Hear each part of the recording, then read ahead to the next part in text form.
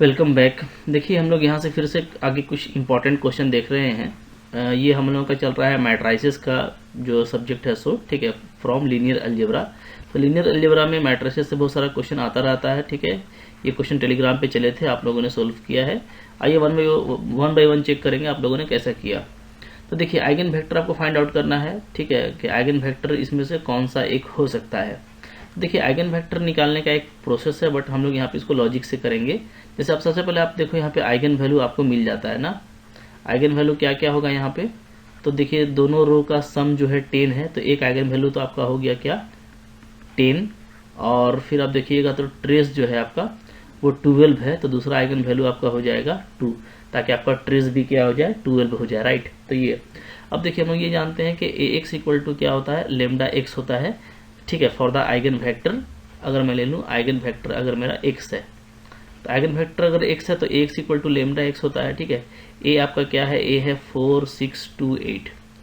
अब एक्स ही मेरे को चूज करना है, तो मैं लेमडा इन दोनों को ध्यान में रखूंगा और देखूंगा कि कौन हिट करता है। तो अगर मैं पहले ले लूँ -1 1, देखिए ये बहुत फास्ट होता है, बट मैं थोड़ा सा आपको समझाते हुए कर रहा हूँ।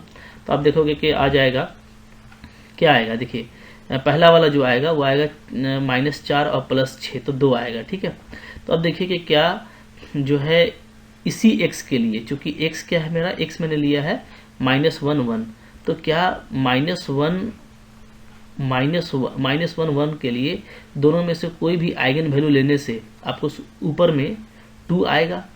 ठीक है, अच्छे समझिए मैं क्या बता रहा हूँ। मैं ये बता रहा हूँ कि आपने जब मल्टीप्लाई किया, ठीक है, देखिए फास्ट काम किया, मैंने मल्टीप्लाई किया तो -4 आ गया, +6, तो हमको ऊपर का 2 आना चाहिए। ठीक है, अब देखिए जो मैंने आइगन वेक्टर लिया है वो -1 1 है, तो क्या किसी भी आइगन वैल्यू के लिए ऊपर वाला 2 हो सकता है? नहीं हो सकता।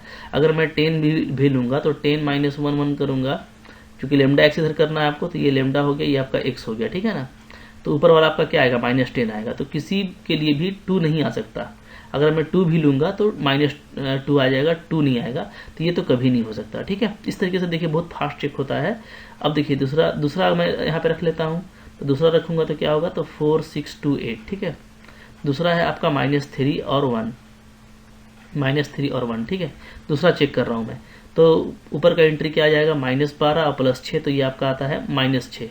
-6 आ सकता है क्या दोनों आइगन वैल्यू के लिए?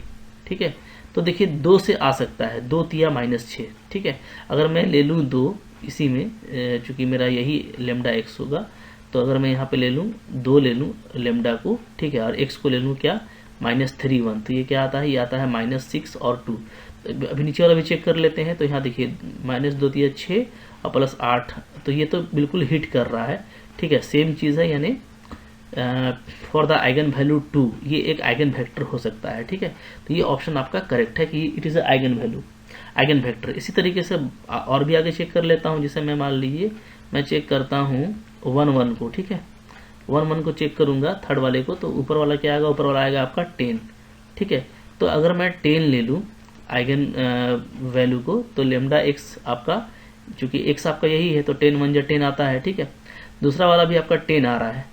ठीक है, तो यानी 1 1 के लिए भी फॉर द आइगन वैल्यू 10 1 1 भी क्या है आपका एक आइगन वेक्टर है, ये भी आपका करेक्ट हो गया। ठीक है, नंबर 4 देखिए, नंबर 4 को अगर मैं चेक करूं तो 1 3 है, तो 1 3 मैं लूंगा 4 6 2 8 को 1 3 से मल्टीप्लाई करूंगा, तो ऊपर वाला तो आपका 10 आएगा। ठीक है, लेकिन नीचे वाला क्या आ जाएगा, सॉरी 10 तो नहीं आएगा ना, 4 और 6 18, आपका 22 आ रहा है, तो ये तो किसी भी आइगन वैल्यू के लिए हिट नहीं कर रहा, तो ये नहीं हो सकता। तो यहाँ पे आपका 2 ऑप्शन करेक्ट होगा, option number 2 and option number 3।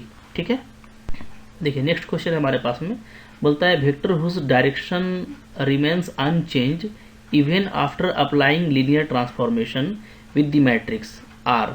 बोलता है किसका डायरेक्शन चेंज नहीं करता है, तो याद रखिएगा आइगन वेक्टर का डायरेक्शन कभी भी चेंज नहीं करता अगर आप उसमें ट्रांसफॉर्मेशन भी अप्लाई करें। ठीक है, तो ये सिंपली प्रॉपर्टी था। आगे देखिए क्वेश्चन नंबर क्या है, क्वेश्चन नंबर है नेक्स्ट में हम लोगों का 3 नंबर। इस तरह का क्वेश्चन देखिए इंपॉर्टेंट है और काफ़ी सिंपल है। ठीक है, एग्जाम में आता रहता है, इस तरह के क्वेश्चन को आपको कभी भी मिस नहीं करना। ठीक है, तो आप देखेंगे यहाँ पे आपको आइगन वैल्यू पूछ रहा है, और ये सिंपली क्या है, सिंपली एक आपका डिटर्मिनेंट मैट्रिक्स है, सॉरी डायगोनल मैट्रिक्स है। क्या है ये आपका है, डायगोनल मैट्रिक्स। तो डायगोनल मैट्रिक्स अगर हो तो डायगोनल मैट्रिक्स में आइगन वैल्यू क्या होता है, सिंपली डायगोनल इंट्रीज होता है। तो 2, 3, -2 और 4 ये आपका सिंपली क्या हो जाएगा, आइगन वैल्यूज हो जाएगा डायरेक्टली, ठीक है, क्योंकि ये आपका डायगोनल मैट्रिक्स है। क्लियर है? तो इस तरीके से आप बहुत जल्दी बना पाओगे। नेक्स्ट क्वेश्चन देखते हैं, क्वेश्चन नंबर 4 देखिए क्या है, बोलता है the matrix M is defined, ऐसे डिफाइन किया हुआ है, आइगन वैल्यू इसका 5 और -2 है। एक नया मैट्रिक्स क्यू है जो इस तरीके से फॉर्म किया हुआ है, तो इसका आइगन वैल्यू क्या होगा। अगेन देखिए ये डायरेक्टली आइगन वैल्यू का प्रॉपर्टी से है और काफ़ी इंटरेस्टिंग होता है। कुछ नहीं करना, ठीक है, आपको 5 के लिए क्यू का क्या मिल जाएगा, डायरेक्ट आप अप्लाई कर दो 5 की पावर 3 -4 इंटू 5 का स्क्वायर -2 इंटू 5, ठीक है, क्या आ जाएगा, तो ये आपको आ जाएगा 125 माइनस ये आपका हो गया 100, राइट, ये आपका हो गया -10। तो 125 माइनस 110 यानी पहला वाला जो है आपका 15 है, ठीक है। तो एक आइगन वैल्यू तो हमारा 15 है, ये आपको करेक्ट दिख रहा है। दूसरा वाला -2 के लिए भी चेक कर लेते हैं, तो क्या आ जाएगा, -2 का क्यूब -4 -2 का स्क्वायर -2 राइट। तो हम लोगों ने m के प्लेस में डायरेक्ट रख दिया -2, ऐसे ही होता है प्रॉपर्टी से। तो -8 हो गया, ये आपका 4 4 जा 16 हो गया, और ये आपका हो गया +4 राइट। तो यहाँ पे हम लोगों को आ जा रहा है -24 +4 यानी -20।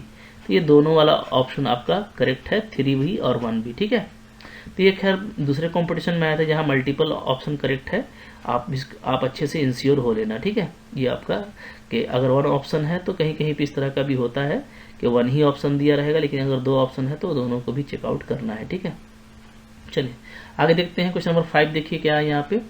5 नंबर क्वेश्चन है, आपको बोलता है if the product of eigen value of matrix A is -8 then the value of K is, ठीक है। देखिए प्रोडक्ट ऑफ आइगन वैल्यू क्या होता है, सिंपली डिटर्मिनेंट के इक्वल होता है ना, डिटर्मिनेंट ऑफ ए के इक्वल होता है। तो डिटर्मिनेंट ऑफ ए मेरा -8 दिया है, अब इसका डिटर्मिनेंट निकाल लो, बहुत जल्दी निकाल सकते हो, ठीक है। जैसे 1 हो गया, ऐसे मैं निकाल लूँ तो 5 2 जा 10 और -2 के, राइट। आगे बढ़ेंगे, -2 ले लिया तो फिर क्या हो जाएगा, 3 2 जा 6 -2, राइट।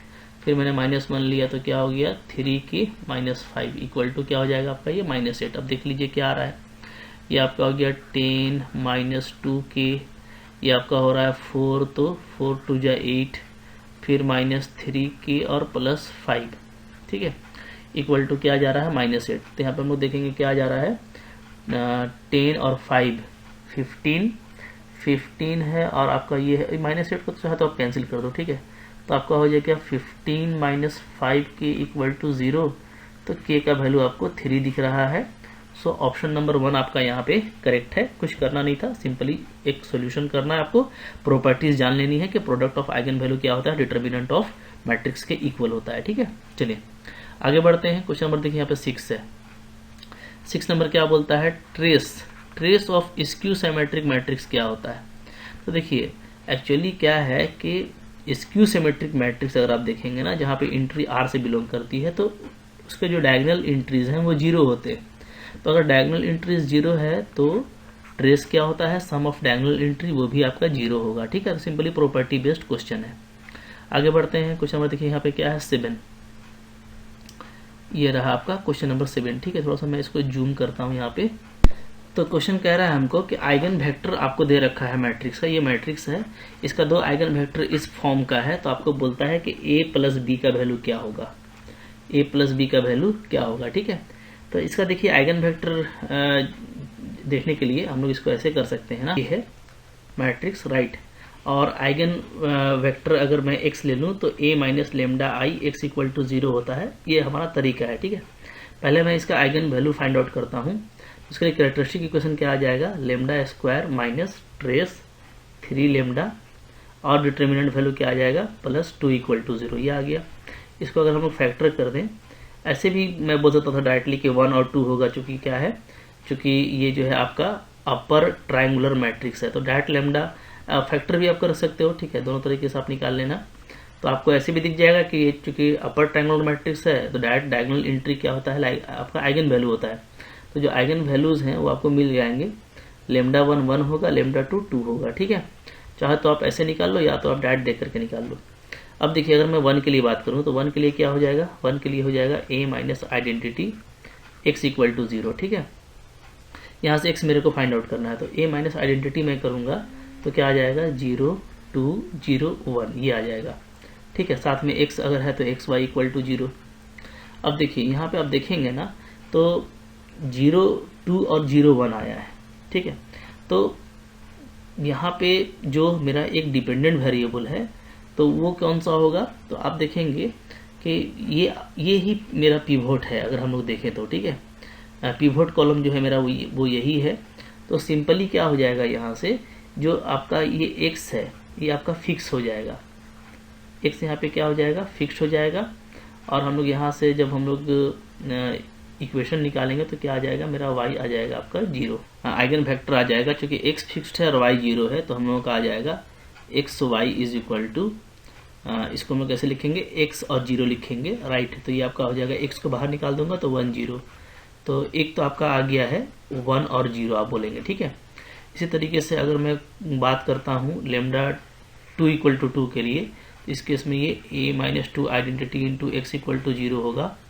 और इस केस में जो मैट्रिक्स है आपका ये आ जाएगा -1, राइट, ये आपका 2 और ये आपका 0 0 ऐसे आ जाएगा, ठीक है। अब इस केस में हम लोग देखते हैं तो यहाँ पे भी आपका एक्स वाई है। तो अब आप देखेंगे तो अब आपको पिवोट ये हो गया, ठीक है। तो ये पिवोट कॉलम हो गया, तो ये आपका क्या होगा फिक्स्ड होगा। दैट मीन्स आपको y को लेना है फिक्स्ड, ठीक है। तो हम लोग ये देखते हैं y अगर फिक्स है तो यहाँ ऊपर वाले रो से आ जाएगा -x plus 2y equal to 0, यानी x का वैल्यू आ जाएगा आपका 2y, ठीक है। तो अब इस केस में जो हमको आइगन वेक्टर मिलेगा वो मिलेगा, x को रखेंगे 2y और y, तो y को मैं ले लूँगा बाहर तो आपका आ जाएगा 2 और 1, ठीक है। y को मैं ले लेता हूँ, अच्छा। तो यहाँ पे चूंकि 1 और b का फॉर्म दिया है तो एक तो आपका 1 और a का है, दूसरा 1 और b का है, ठीक है। तो यहाँ पे मैं क्या करता हूँ 2y को मैं बाहर ले लेता हूँ, तो 2y को बाहर लूँगा तो क्या आ जाएगा, तो ऊपर में 1 और नीचे में आपका आ जाएगा 1/2, करेक्ट है जी। तो आप कह सकते हो कि a का वैल्यू मेरे को 0 आ रहा है और b का वैल्यू 1/2 आ रहा है, दोनों का सम क्या होगा, दोनों का सम आपका 1/2 होगा। इस तरीके से आपको क्वेश्चन डील करना है, ठीक है। तो मुश्किल क्वेश्चन नहीं था, आई होप आपको ये समझ में आ गया होगा। आइगन वेक्टर कैसे निकाला जाता है मैंने पूरा बताया है सिस्टेमेटिक आपको, वहाँ पे आपको देखना चाहिए pivot column, non pivot column, कौन सा फिक्स लेते हैं कौन सा फिक्स नहीं लेते हैं, सारा कुछ मैंने आपसे बात किया है। तो आई होप आपने वहाँ से सीखा होगा, तो इसी तरीके से करना है। तो आई होप आपको ये समझ में आ गया होगा। तो समझ में आ गया तो अच्छा लगा तो लाइक कीजिएगा, चैनल पे नए हैं सब्सक्राइब कीजिए, और कोर्स है पढ़ के दीजिए एग्जाम। मैट्रिसेस से बहुत मुश्किल क्वेश्चन नहीं आता है, बट आपको eigen value, eigen vector, quadratic form वगैरह अच्छे से जानना चाहिए, ठीक है। अगर आप कोर्स बाई करना चाहते हो तो आपको उसका कोर्स के लिए आपको मेरे एप्लीकेशन का लिंक डिस्क्रिप्शन में मिल जाएगा, वहाँ से आप मेरा एप्लीकेशन डाउनलोड करके कोर्स बाई कर सकते हो, ठीक है। Thank you very much.